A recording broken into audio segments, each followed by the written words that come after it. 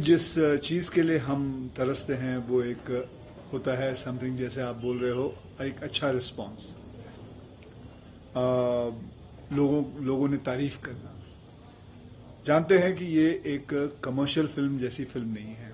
It is about real based cinema, and it's a cinema where I would like to bring things in front of the society and bring it and tell them about it.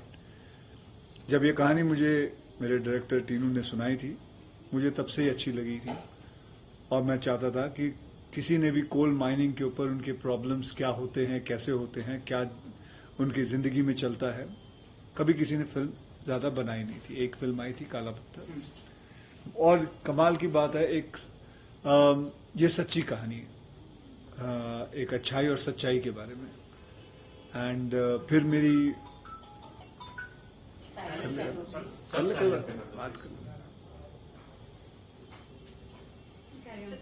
हाँ, सो जब मेरी इन्होंने जसवंत सिंह गिल साहब से बात भी करवाई थी, उनसे बात की मैंने. उन्होंने सिर्फ एक ही कहा था कि वैसे तो काफ़ी बातें की, फिर उन्होंने कहा था कि ये फिल्म तू सरदार बन के ही करना, पग जरूर पहनना. सर आंखों पे वो बात वैसे ही किया. एंड मैं नहीं जानता, बहुत कम इंसानों को जानता हूं जिनके अंदर ये बहादुरी होगी कि जानते हुए कि it's a sure shot death, the person decides to go 350 feet down, जहां पानी का इतना बौछार है और जहां कार्बन डाइऑक्साइड गैस क्रिएट हो रही है. मुझे नहीं पता कि मैं किसी को जानता हूं जो कहेगा कि नहीं, मैं उनको बचाने जाता हूं, और खुद चले गए नीचे. मैं हाल ही में एक अभी अंदर कुछ प्रेस वालों से बात कर रहा था. मैंने किसी को भी ऐसे ही पूछ लिया कि क्या आप अपने आप को कबर्ड में 15 मिनट बंद कर सकते हैं, तो जवाब नहीं आता है. इन लोगों की लाइफ ये 12-12 घंटे अंदर, और फिर एक कैप्सूल के अंदर ऊपर से नीचे आना, एक लिफ्ट के अंदर करीबन 50 से लेके 60 लोग ऊपर से नीचे आते हैं. एंड जैसे आप बता रहे थे, बताइए वो कोल माइन की लाइफ कितनी होती है माइनर्स की. बेसिकली माइनर्स जो है, जो नीचे जाते हैं काम करने के लिए, अब तो उम्मीद है कि चीज़ें बेहतर होंगी, but there was a time, बहुत हुआ तो 15 या 20 साल में आपका करियर खत्म हो जाता था, क्योंकि नीचे जो फ्यूम्स हैं वो तो है ही है, साथ में कोल डस्ट जो है वो kind of diseases you get.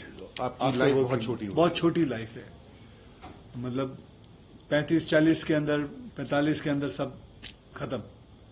So when I heard this subject, I wanted to know. इन्होंने मुझे काफी नॉलेज दी उसके बारे में कि क्या क्या होता है, कैसे होता है.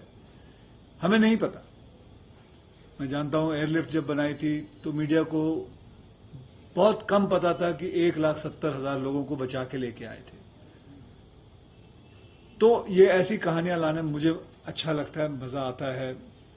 पैडमैन के बारे में मैंने सैनिटरी पैड पे फिल्म बनाई थी, शौचालय पे फिल्म बनाई थी. मुझे अच्छा लगता है ये फिल्में लाना. जानता हूं इसकी कमर्शियल वैल्यूज जो होती हैं वो इतनी बड़ी नहीं होती, एक सिंह इज किंग जितनी जैसे नहीं होती, एक राउडी राठौड़ या एक पठान या जवान जैसी फिल्म नहीं होती. लेकिन इसकी जो वैल्यू है, it is about knowledge, it is about realization. जब ओ माई गॉड की थी सेक्स एजुकेशन के ऊपर, it is about people knowing about it. Everything is not about what money can give me. Things are also what I can give to society. So that is what I made this film, and I worked in this film. I am very grateful to this man who brought this kind of a subject in front. And आज मैं वही कह रहा था कि आज हमें 4 star मिल रहे हैं, 4.5 स्टार मिल रहे हैं. तो मैं यही कहना चाहूँगा कि 4 स्टार वो टीनू को मिल रहा है, और आधे स्टार हम स्टारकास्ट वालों को मिल रहा है. तो ये है. तो दैट इज बेटा, लेना है लो, नहीं तो इनका रिसर्च बहुत तगड़ा, और जिस बारीकी से इन्होंने चीजों को पकड़ा है और टेक्निकलिटीज को लेते हुए कहानी, इमोशनल क्वेश्चन बहुत तगड़ा है इसमें. और हर चीज नपी तुली है और पेस बहुत तगड़ा है। आपको कहीं पर सैग नहीं करता है, कहानी सैग नहीं करती है और एंटरटेन करती है, एंथ्रॉल करती है। तो majority credit as Akshay sir is Tinu sir. एक बहुत बड़ी चीज है फिल्म में सीक्वेंस है पानी का, जहां पर कि सारे माइनर्स जो है पानी क्रॉस कर रहे हैं।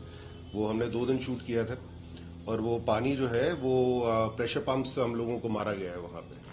2 दिन में हम लोगों के शरीर जो है वो हर तरफ से, मतलब वहां दर्द कर रहा था कि पता नहीं था कि यहाँ मसल भी होती है।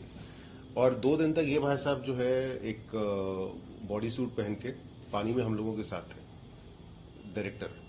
ये आपको बहुत कम ऐसे इंस्टेंसेस मिलेंगे कि मतलब जो 40 एक्टर पानी के अंदर है तो डायरेक्टर जो है वो बाहर नहीं बैठा है, वो पूरे समय में पानी में बैठ के आपके साथ शूटिंग करवा रहा है। And this is something that you don't really see this happening in films anywhere for that matter. तो कमिटमेंट तीनों आधा नंबर और We never saw him sitting on the set.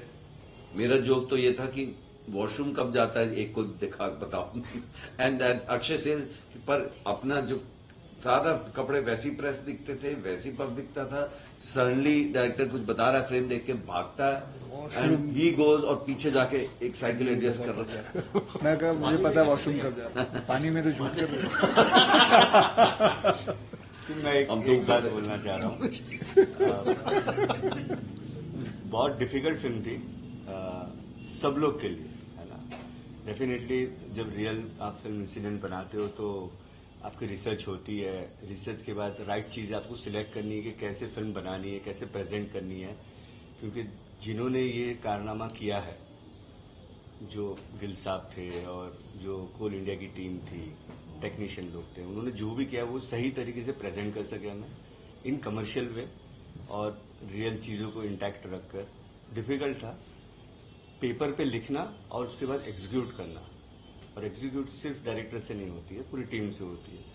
तो जैसे ये लोग बोल रहे हैं कि 4 स्टार मुझे और 8 स्टार उनको, ये 4.5 स्टार 4 स्टार जितने भी स्टार मिले वो सारे स्टार हम पूरी टीम के। एंड डेफिनेटली सब एक्टर्स ने इंक्लूडिंग अक्षय सर इन सारी चीज़ों ने, लाइक मुझे याद है हम नवंबर में ठंडी में शूट कर रहे थे एंड सर का हम सीन शूट कर रहे थे जहाँ पे उनको फुल वेट होके आना है। तो वो नवंबर में जो पूरा जो क्राउड था, अराउंड 2000 का क्राउड था, सारे कैरेक्टर सब लोग ने लेयर्स पहने थे। सीन की रिक्वायरमेंट थी, डिमांड थी, बट सर की रिक्वायरमेंट नहीं थी कि वो हाफ स्लीव शर्ट में थे।